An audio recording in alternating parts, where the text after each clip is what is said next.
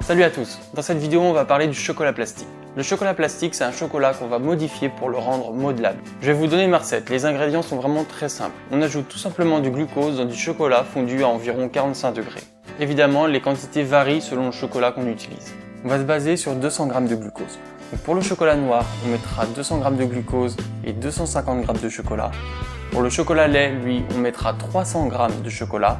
Et le chocolat blanc, environ 325 g de chocolat. On mélange bien les deux ingrédients, notre chocolat va vite épaissir et faire une pâte.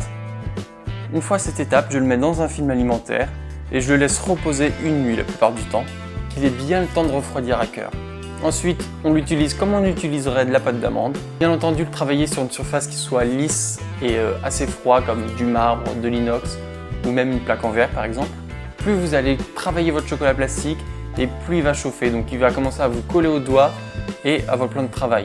Du coup, vous le laissez 2-3 minutes de côté, il va refroidir et vous pouvez le retravailler derrière. Il faut faire attention parce que même complètement refroidi, il n'est pas aussi solide que du chocolat. Moi, je l'utilise plus comme un moyen de décor ou de finition pour mes pièces. Le chocolat plastique noir, si vous le gardez brut, ça peut donner un effet cuir qui est assez sympa, comme j'ai utilisé par exemple pour le sac à main ou l'appareil photo.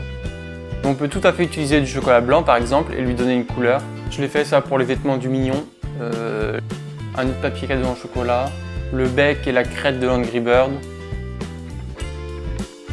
Bien entendu, puisqu'on a modifié le chocolat, ça va modifier un petit peu son temps de conservation. Je dirais 2 bons mois, mais pas plus. Au goût, c'est pas mauvais du tout, c'est juste un chocolat bien sucré.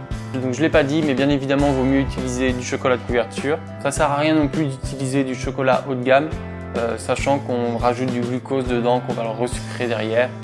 Ce sera le gâcher. Cette vidéo est terminée, j'espère que ça vous a plu, que vous avez appris des choses. N'hésitez pas à partager la vidéo si elle vous a plu, à laisser un petit commentaire en dessous, ça fait toujours plaisir. Allez, à la prochaine.